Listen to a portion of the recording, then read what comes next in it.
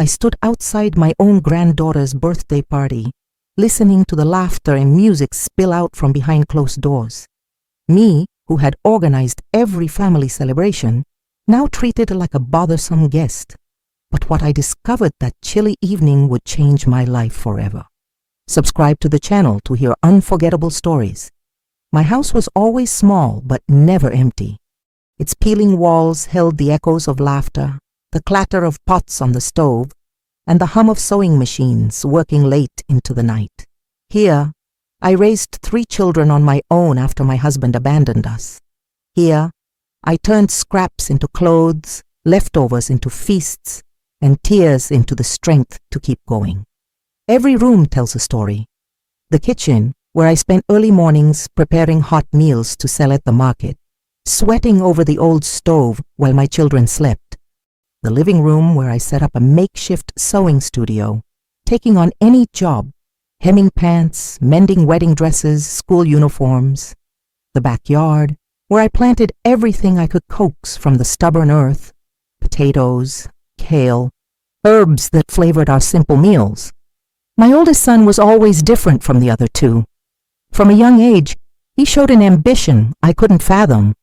While other kids played with dolls or balls, he'd draw big houses, fancy cars, and talk about being rich someday. I'd smile, amused, but encourage him. Study hard, son. That's the only treasure no one can ever steal from you. And he studied. He earned scholarships, aced exams, and made something of himself. He married a woman from a wealthy family, moved to a big city, and had a beautiful daughter. Slowly, the visits became less frequent. The calls dwindled. The excuses grew. Too much work, too many trips, the fast-paced city life. I understood, or I pretended to. When my granddaughter was born, I took a 12-hour bus ride to meet her. I brought a whole layette I'd sewn by hand, each piece embroidered with love and sleepless nights. My daughter-in-law accepted the gifts with a tight smile, quickly tucking them away in a closet. "Thank you, ma'am. You shouldn't have bothered." Bothered? Those pieces were parts of my soul stitched into fabric. The years flew by like dry leaves carried on the wind. Visits became annual, then sporadic, then almost non-existent.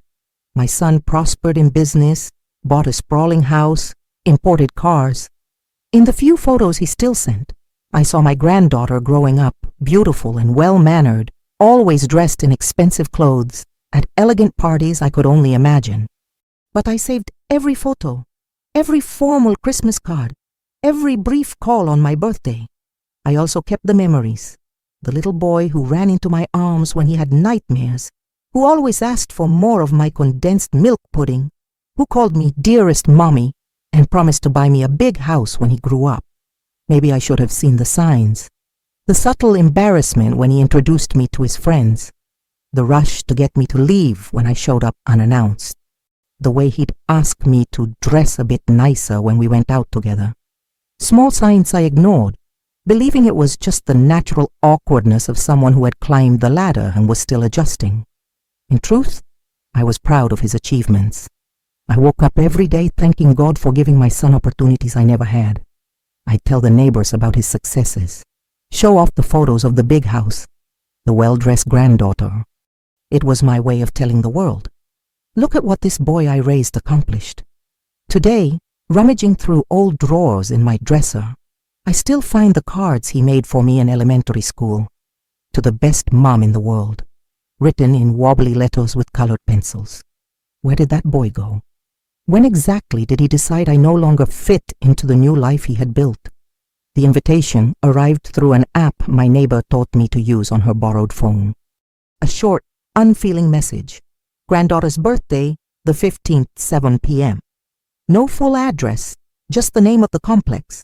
Not even a, "We'd love for you to come," or "It would be a joy to have you here." Just the stark information, like an official announcement. Still, my heart leaped with joy. I hadn't seen my granddaughter in 3 years. The last memory I had of her was a shy 10-year-old who barely met my eyes during the brief visit they made to my town. Now she was turning 13, becoming a young lady. How many stories I had to tell, how many hugs I had kept bottled up. I spent a week preparing. I took my savings, the money from my sewing and baking, and bought the prettiest fabric I could find at the store. I cut and sewed a dress for my granddaughter, embroidering delicate flowers by hand. Every stitch was a prayer, every flower a kiss I wanted to give her. To avoid arriving empty-handed, I also prepared a special recipe, rich chocolate fudge truffles, made with the best chocolate I could afford. It was my son's favorite dessert when he was little. He always said no one made fudge like I did. Maybe this would spark a good memory, a flicker of affection. The bus trip took 14 hours. I clutched the bag with the gifts to my chest, imagining my granddaughter's smile when she opened the package.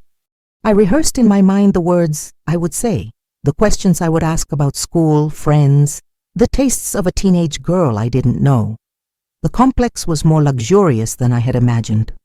Tall gates, security at the entrance, imported cars parked in numbered spots. I felt small there, in my simple clothes and my faded fabric bag. But I took a deep breath and remembered. I am her grandmother. I have a right to be here. When I rang the doorbell, I heard loud music, cheerful voices, the typical sounds of a party. My heart pounded with anticipation. The door opened, and there he was, my son, taller and sturdier, wearing expensive clothes whose brands I wouldn't even know how to pronounce. For a second, his eyes showed genuine surprise. Then something chilled my blood. Embarrassment. Mom, but you didn't say you were coming. You invited me, I replied, showing him the message on my phone. It's my granddaughter's birthday. He glanced back, as if checking who might be around. He lowered his voice. Look, Mom, it's just that the party is a bit, it's her school friends, her classmates' parents, important people. Important people. The words hit me like a slap. Wasn't I important? Me, who had raised him alone, who had worked day and night so he could study, who had always been his biggest cheerleader. When did I become unimportant in my own son's life? I brought a present for her, I murmured, extending the bag. And a brownie, the kind you always loved. He didn't even look into the bag. Mom, please, try to understand. It's not the right time. The party's almost over anyway. Maybe next time. A next time that would never come. I knew it from the tone of his voice, the way he avoided my gaze. For the first time in my life, my own son was showing me the door. Not with violence, but with a coldness that hurt more than any shouting. I took 2 steps back, still holding my bag. Over his shoulder, I could see part of the living room, a table laden with food, sophisticated decorations, elegant people mingling. And there, in the middle of it all, my granddaughter, beautiful in a designer dress, smiling at friends I would never meet. Stay outside. You can't come in. The words echoed in my mind long after the door closed in my face. I stood there for minutes that felt like hours, clutching my bag like a useless shield against the humiliation. The sound of the party continued to spill from the windows. Laughter, music, the clinking of glasses. My granddaughter was there, just feet away, and I couldn't even give her a birthday hug. The doorman of the building started looking at me with suspicion. It was obvious I didn't belong. My simple clothes, my grocery bag, my small-town demeanor gave away my origins. I swallowed my pride and approached him. Excuse me, sir. Do you know if there's a cheap hotel around here? I need to sleep and head back first thing tomorrow. He looked at me with a mixture of pity and discomfort. Ma'am, the hotels in this neighborhood are all expensive, but there's a boarding house about 40 minutes away by bus. It's not a great place. 40 minutes on the bus with my bag, looking for a place to sleep in a strange city. At 65, after traveling 14 hours to see my family. The situation was so absurd, I almost laughed, if I hadn't felt like crying. I caught the first bus that came along. During the ride, I replayed every word, every expression from my son. Important people, as if I were unimportant, as if the years of sacrifice, hard work, and unconditional love were worth nothing against the social polish he had acquired. The boarding house was everything the doorman had promised. Dingy, noisy, with a smell of mildew and cigarettes. The room cost $30 a night, money I would need for my return ticket, but I had no choice. I sat on the hard bed and finally let the tears fall. I opened my bag and took out the dress I had sewn for my granddaughter.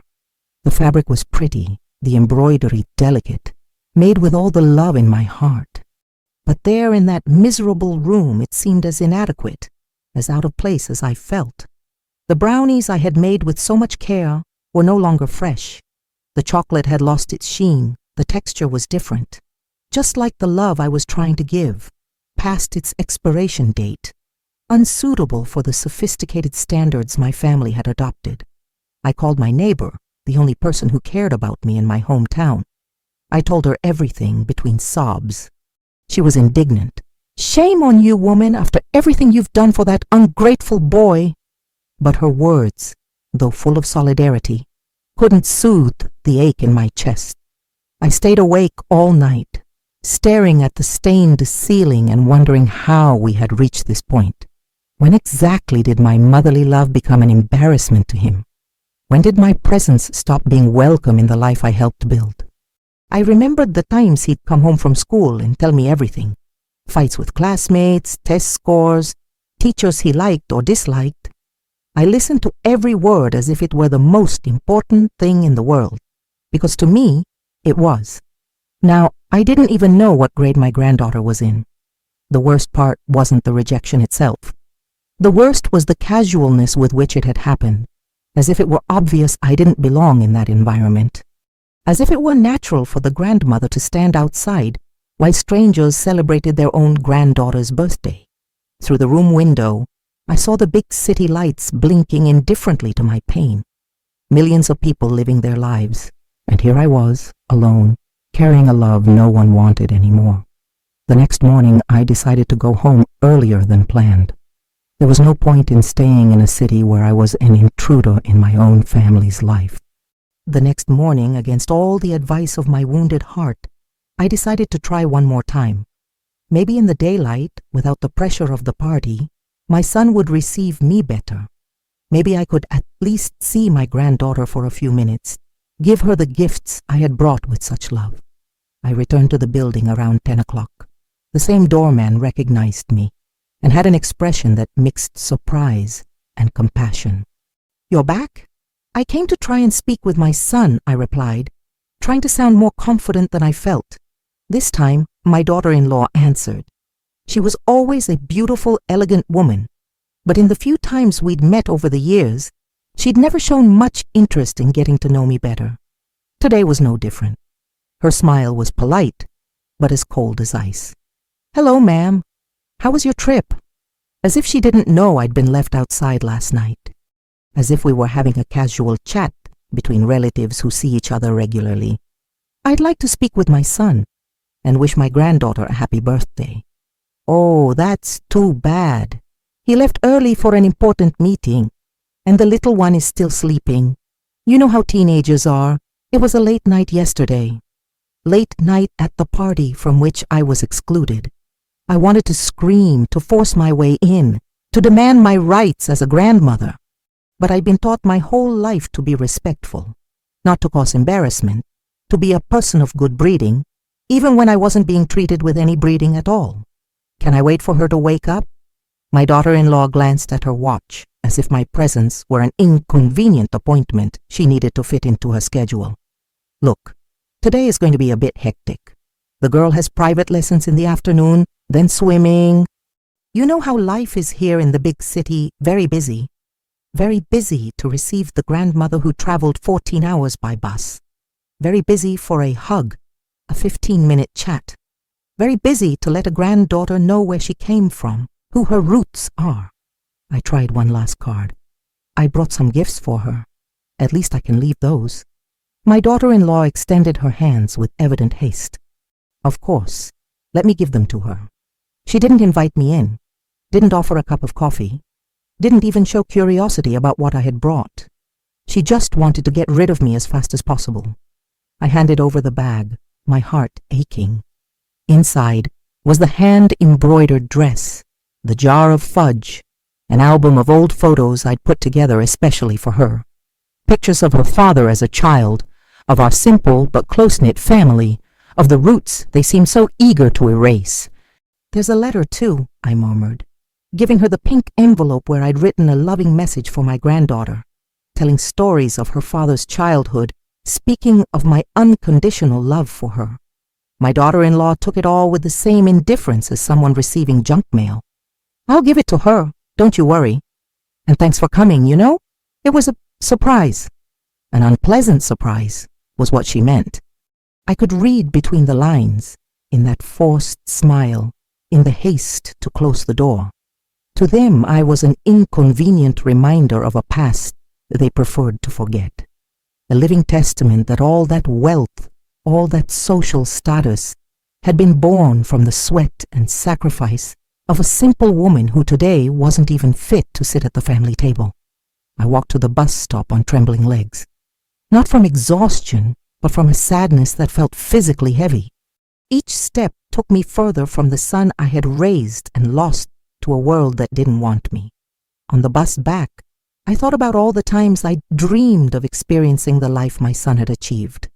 I imagined family dinners, outings with my granddaughter, stories to tell and to hear. I never imagined I'd be treated like an unwelcome guest in the life I helped build. The worst part was knowing my granddaughter would probably never even know I'd been there. The gifts would be tucked away in some closet, the letter perhaps never even read. My existence would be erased from the family narrative as if I were just a decorative figure, not the root of that entire tree. The trip back home felt like an eternity. Each mile was like a prick to my chest, reminding me of how I'd been rejected. I leaned my head against the fogged-up bus window and let the tears fall freely. I didn't care anymore if the other passengers were watching. The pain was too great to disguise. When I finally got home, my neighbor and only true friend, Maria, was waiting for me on the porch with a hot cup of coffee. She didn't need to ask anything. Just looking at my face was enough for her to understand that everything had gone wrong. "Tell me everything," she said, pulling me into her cozy kitchen. And I did. Every painful detail, every cold word, every door slammed in my face. Maria listened in silence, shaking her head in indignation. "This boy has forgotten where he came from," she finally said. "Forgotten who slaved away to get him an education." In the days that followed, I tried to get back to my normal routine, but everything reminded me of him. The pots and pans where I cooked the meals he loved. The sewing machine where I spent nights making school uniforms. The backyard where he played as a child, running among the plants I'd cultivated with such care. One afternoon, while I was watering my vegetable garden, I found a crumpled piece of paper in the back of my dresser drawer. It was an essay my son had written in the 5th grade on the topic, My Hero. To my surprise, he had written about me. My hero is my mom. She works so hard to take care of me and my brothers. During the day, she sews clothes, and at night she sells food at the market. She never complains and always smiles. When I grow up, I'm going to buy her a big house so she doesn't have to work anymore. She deserves all the good things because she's the best mom in the world. I read and reread those words until I had them memorized. Where was that boy who called me his hero? When exactly did he start feeling ashamed of the woman who worked so hard to give him a better life? I remembered all the times I woke up before the sun to prepare the packed lunches I sold outside the factory. I remembered the early mornings bent over the sewing machine, taking any job to pay the tuition for the private school he attended. I remembered the Sundays when I pretended not to be hungry, so there would be more food left for the children. I did it all with love, expecting nothing in return. It wasn't sacrifice. It was joy. Seeing my children grow up healthy and educated was my greatest reward. I never imagined that one day this love would be seen as an embarrassment. A week after my disappointing visit, I received an unexpected call. It was a female voice I didn't recognize. "Ma'am, are you the businessman's mother?" I confirmed, suspicious. "I'm a journalist from an important magazine." We're doing a story on successful businessmen and would love to include an interview with his mother. The family's rags to riches story, you know? My heart skipped a beat. Maybe this was an opportunity to reconnect with my son. Maybe he'd be proud to see our story published, to show the world where he came from. It's possible, I replied, but I need to talk to my son first. I called him immediately, more excited than I'd been in weeks. When I told him about the journalist's invitation, the silence on the other end of the line was awkward. Finally he spoke, his voice strained. "Mom, please, don't do that interview." "Why? I thought you'd be happy." It's not the right time. The company is going through a sensitive phase. It would be better to keep the focus on the professional side. You understand?" No, I didn't understand. Or rather, I understood perfectly. He didn't want his sophisticated clients to know that his mother was a retired seamstress who lived in a modest house in the country. He didn't want them to discover that he'd grown up selling lunches at the market. He wanted to erase his origins to maintain the polished image he had constructed. "All right," I murmured, feeling another stab in my chest. "I'll decline the interview." After I hung up, I held the phone for long minutes. Maria, who had overheard everything from the kitchen, came and sat beside me. "Woman," she said in a firm voice, "that boy is lost. But you can't get lost with him. You have value, you have a history, you have dignity. Don't let anyone, not even him, make you forget that." 3 months had passed since that humiliating birthday party when I received a completely unexpected visitor. It was a warm December afternoon. I was in the backyard hanging clothes on the line when I heard the doorbell ring. I wasn't expecting anyone. My only visitors were Maria and the mail carrier. To my surprise, it was a young woman, well dressed, but with a nervous expression on her face. She looked at me with a strange curiosity before speaking. "Are you the businessman's mother?" "I am," I replied, suspicious. I'd learned to be cautious when someone showed up asking about my son. "My name is Carla. I really need to talk to you about him."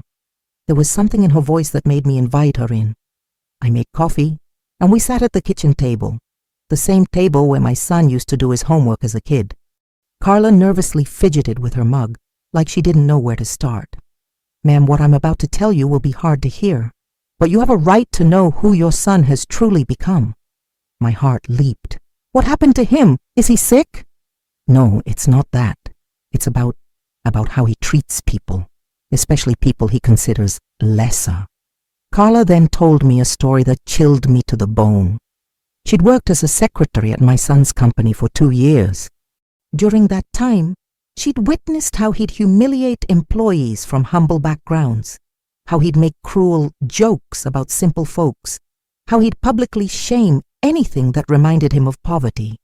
"He's obsessed with telling fabricated stories about his childhood," she told me. "Says he's always been from a wealthy family, that he went to private school since he was little, that he never struggled. When anyone asks about his family, he changes the subject or invents that his parents died early. Every word was like a slap in the face. My son, whom I'd raised with so much love, whom I'd taught to have compassion for the less fortunate, had become exactly the kind of person we despised the most when he was a child." "But why are you telling me this?" I asked, still in shock. Carla hesitated before answering. "Because I was fired last week. You know why?" "Because he found out I grew up in the projects, said it tarnished the company's image. And, well, I heard about the birthday party." "What do you mean, you heard?" "His daughter told a friend at school, who's my niece. She said she was really sad because she wanted to meet her grandma, but her parents forbade it. Said she only found out you'd left when she found the presents stored in her mom's closet." I felt the world spin. My granddaughter wanted to meet me, but her own parents prevented it. The presents I'd made with so much care were hidden from her, as if they were something shameful. "There's more," Carla continued. "Your daughter-in-law mentioned to her friends that it was an embarrassment having to deal with the country bumpkin mother-in-law at the door. Said she had to make up excuses to the neighbors about who that poorly dressed woman was who showed up at the condo." The pain I felt at that moment was unlike anything I'd ever experienced. It was a mixture of betrayal, humiliation, and grief. Grief for a son I had lost to vanity and prejudice. Grief for the family I thought I had, but which in reality never existed. "Why are you telling me all this?" I asked again. Carla looked at me with an expression of anger and justice. "Because it's unfair. Because your son wouldn't have anything he has today if it weren't for your sacrifice. Because he needs to be confronted with the truth, and if his own mother won't do it, no one will." She then handed me an envelope. "Here are copies of emails he sent to employees, bad-mouthing poor people. There are also screenshots of conversations where he denies having family in the countryside. If you want, you can use these to show him that someone knows who he really is." I stared at that envelope as if it contained poison.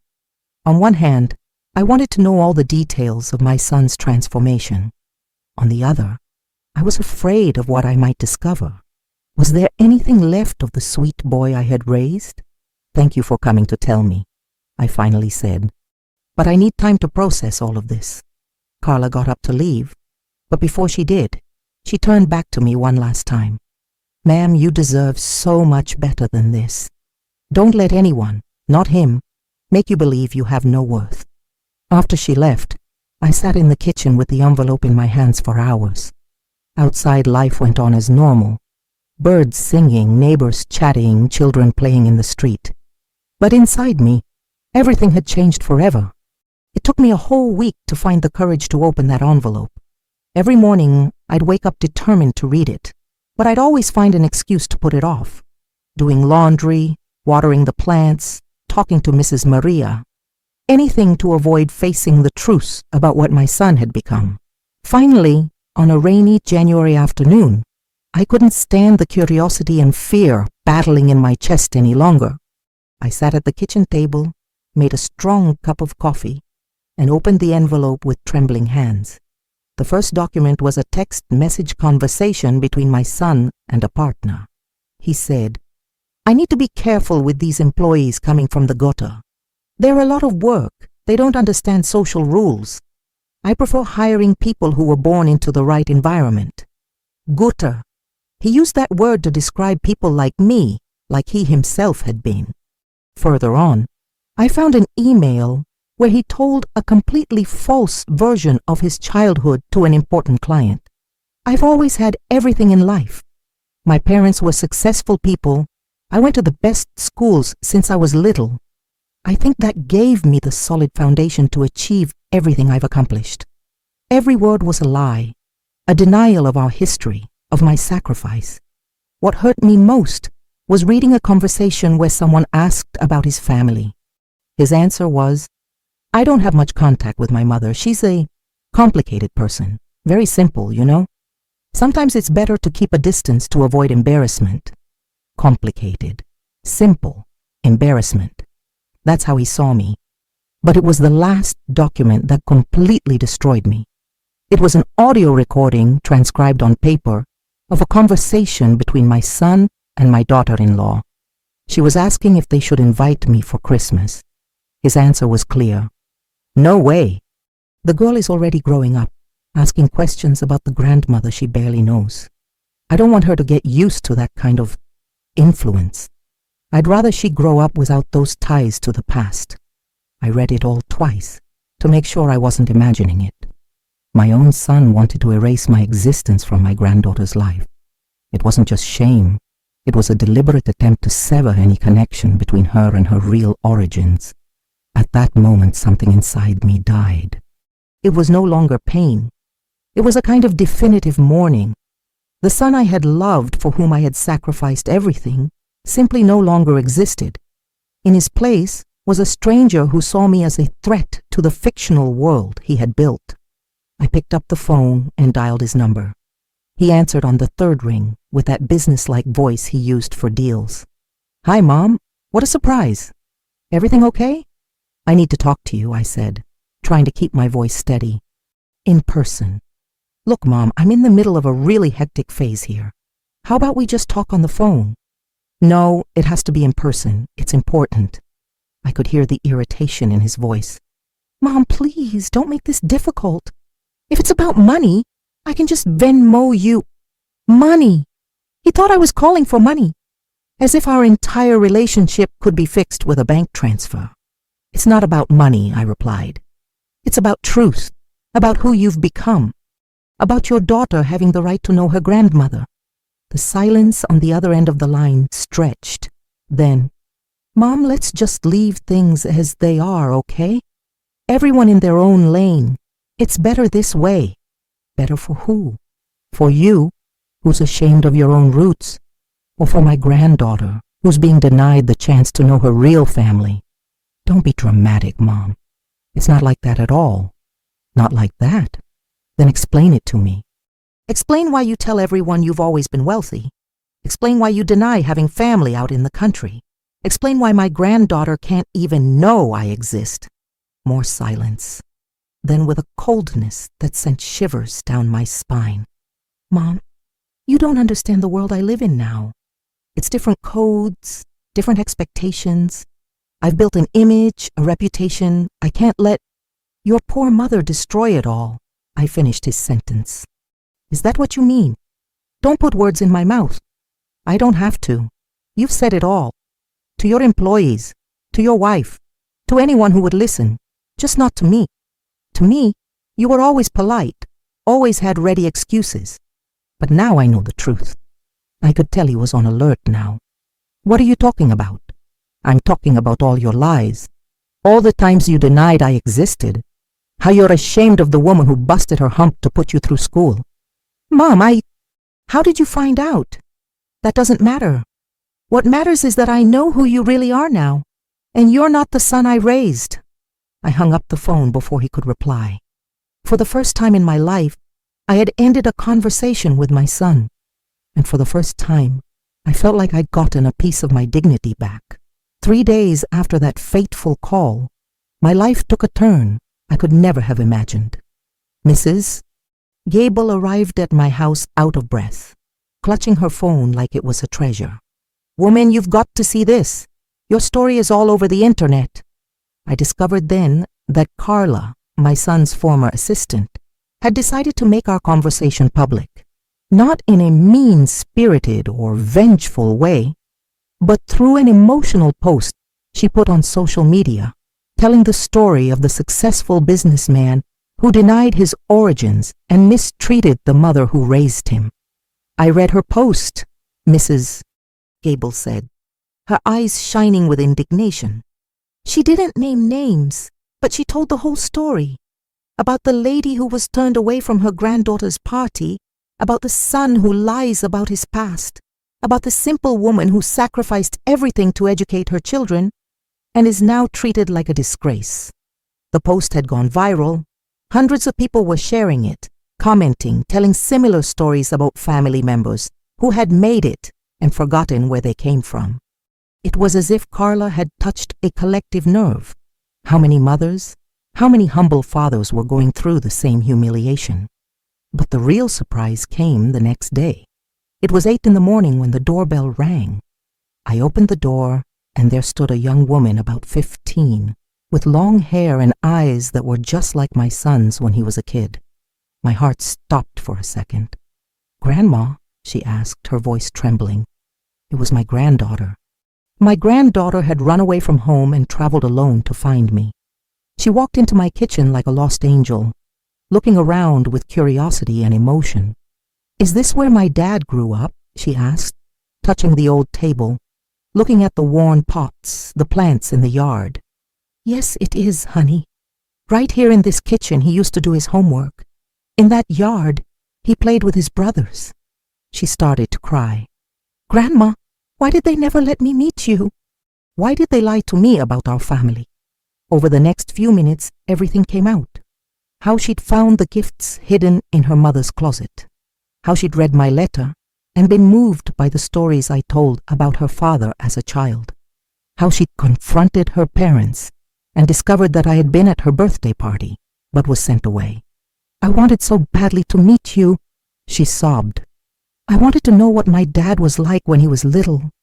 I wanted to hear stories about our family. But they always changed the subject or said you were complicated. the same word he had used to describe me in his emails. Complicated. They're ashamed of you, Grandma. They're ashamed that I might find out our family wasn't always rich. But I'm not ashamed. I'm proud. We spent the entire morning talking. I showed her old photos, told her stories about when her father was a mischievous child, explained how we'd struggled so he could get an education. She listened with shining eyes, asking a million questions, wanting to know every detail of our simple but love-filled life. Around noon, my phone wouldn't stop ringing. It was my son, frantic, looking for his daughter who had disappeared from home. When I finally answered, he was beside himself. "Mom, is my daughter there with you? Please tell me she is." "She is," I replied calmly. "And she's meeting her real family for the first time in her life." "Mom, please, don't drag the girl into this. She's a child. She doesn't understand." "She's 15 and she understands perfectly. She understands she was denied the chance to meet her own grandmother. She understands you lied about our history. And she understands she has the right to know where she comes from. I'm on my way to pick her up right now. You can come, but you'll only take her back if she wants to go, because for the first time in her life, someone will ask what she wants, not what's convenient for you." When I hung up, my granddaughter looked at me with a mixture of fear and determination. "Grandma, when my dad gets here, he'll try to convince me to go back and never speak to you again. But I won't let that happen. I want you in my life." In that moment, I felt like something had finally changed. I hadn't won back my son, but I had gained my granddaughter. And she, unlike her father, wasn't ashamed of our humble origins. She was proud. The truth was finally coming out, and there was no more hiding it. My son arrived 3 hours later, driving an imported car that looked out of place on our simple street. He got out with an expression that mixed anger, desperation, and embarrassment. Beside him, my daughter-in-law glanced around with the same barely disguised disdain as always. They knocked on the door with an urgency that made the neighbors come out to see what was happening. When I opened it, my son didn't even say hello. He got straight to the point. "Where's my daughter?" "She's here, meeting the grandmother you've been hiding from her whole life." My granddaughter appeared behind me, holding my hand tightly. Her face showed a determination that reminded me of her father when he was a child, when he still had the courage to fight for what he believed in. "Dad, I don't want to leave now," she said with a firm voice. "I want to stay longer with my grandma." "Don't be ridiculous," my daughter-in-law interrupted. "You have tutoring, you have commitments. You can't just hang around wasting time." Wasting time. Getting to know your own family was wasting time for her. "It's not wasting time," my granddaughter replied, surprising everyone with her resolve. "It's learning my history, knowing who I really am." My son looked around, visibly uncomfortable with the neighbors watching. Mrs. Peterson was on her porch, not even trying to hide the fact that she was listening to everything. Other people had stopped on the street. For him, this was the perfect nightmare. His private, carefully constructed life being exposed in a setting he considered lesser. "Mom, please," he said, lowering his voice. "Let's handle this civilly.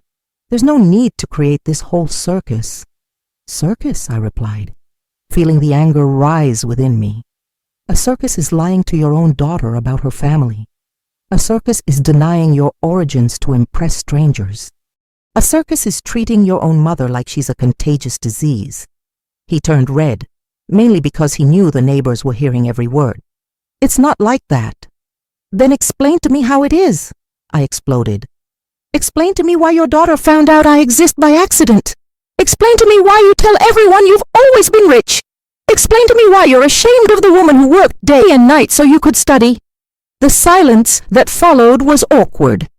My son looked at the ground. My daughter-in-law rolled her eyes in impatience, and my granddaughter looked at me with an admiration I hadn't seen in anyone in the family for years. It was then that she spoke, and her words echoed down the entire street. "Dad, I read the stories Grandma wrote for me, about how you were when you were a kid, about how she fought to get you an education, about how you were poor but happy. Why are you ashamed of that? Why don't you want me to know my grandma is a hero?" Hero. the same word he had used to describe me in that 5th grade essay so many years ago. Did he remember? My son finally looked me in the eye, and for a second, just 1 second, I saw the boy he had been, but the mask quickly returned. Sweetie, you don't understand. Things are complicated. We have a social standing to maintain, a reputation. More important than family? She interrupted. More important than the truth? At that moment, Mrs. Peterson approached. She was holding something in her hands. It was the local newspaper from our town, which had decided to republish the story Carla had posted online without mentioning names, but making it clear it was a real situation. Sorry to interrupt, she said with a politeness that barely masked the irony. But I thought you'd like to know that our neighbor's story made the news. People from all over the country are commenting, sending messages of support. Even a TV show from the capital called Wanting to Interview Her. My daughter-in-law paled. My son looked like he was going to faint. The possibility of this whole story reaching the media was the end of the carefully controlled world they had built. TV? He murmured. Yep, confirmed Mrs. Peterson with a sly smile. Seems like everyone was touched by the story of the mother who sacrificed everything for her children and was then rejected when they got rich. There are women crying in the comments, people saying they've been through the same thing. It was then that my granddaughter did something that filled me with pride and definitively broke the awkward family silence. She hugged me in front of everyone and said loudly so the whole street could hear, Grandma, I'm so proud of you, and I want everyone to know that you are my grandmother, no matter what my parents say. In that hug, I felt like I had finally won. I hadn't gotten my son back. Perhaps that would never be possible again. But I had gained my granddaughter, and more importantly, I had regained my own dignity. The truth was out in the open, and there was no more hiding it. 6 months have passed since that memorable day at my doorstep. 6 months in which my life has changed in ways I could never have imagined. My granddaughter managed to convince her parents to let her visit me once a month. It wasn't easy. There were arguments, emotional blackmail, threats, but she remained firm, and even at just 15, showed more courage and character than her own father. The TV show really did come. I told my story without naming names, but focusing on the main message. No matter where you get in life, never forget where you came from. The show had a huge impact. I received hundreds of letters from mothers who had been through similar situations, from children who recognized their own mistakes, from grandchildren who decided to seek out forgotten grandparents. My son has never spoken to me directly again. The few times he picks up or drops off his daughter, he stays in the car waiting. He doesn't come in, doesn't say hello, pretends I don't exist. The difference is, it doesn't hurt me anymore. I understood that the boy I raised truly died. In his place is a stranger who chose appearance over essence, status over love. But my granddaughter, my granddaughter is my reward. She comes here and wants to know everything, how to make the special brigadeiro, how to sew by hand, how to plant herbs in the backyard. She brings her friends to meet me, proudly tells them about our family history. My grandma is a warrior, she says, and my heart fills with joy. Through her, I found out that my daughter-in-law threw away all the gifts I brought for birthdays. The hand-embroidered dress, the lovingly made brigadeiros, even the old family photos. She threw them in the trash as if they were worthless. But my granddaughter saved my letter, the only thing she managed to rescue. She reads it whenever she feels sad, she told me. Life has taught me that we can't force anyone to love us or value us. But it also taught me that our dignity doesn't depend on others' approval. For years, I let my son's rejection make me feel small, worthless. Today, I know a person's value doesn't diminish when others can't see it. I found my own family here in the neighborhood. Maria became more than a friend. She became a sister. The kids on the block call me everyone's grandma and stop by every day for cookies and stories. I started sewing again, not out of necessity, but for the joy of it. My handmade pieces are a hit at a local craft shop. Who would have thought that at 66, I'd discover I'm an artist, as the shop owner calls me. The backyard has never looked so good. I planted new flowers, expanded my herb garden, and put in a bench where I can sit and watch the sunset. My little house has become a real home, not because of the furniture or decor, but because of the love that flows here. Sometimes on quiet nights, my chest still tightens when I think of my son. Not for what he did to me, but for what he lost. He lost the chance to teach his own daughter true values. He lost the opportunity for a close-knit, authentic family. He lost the unconditional love of a mother who always supported him. But life goes on, and I learned that carrying resentment is like carrying rocks on your back.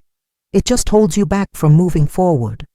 I've forgiven my son, not because he deserved it, but because I deserve to live in peace.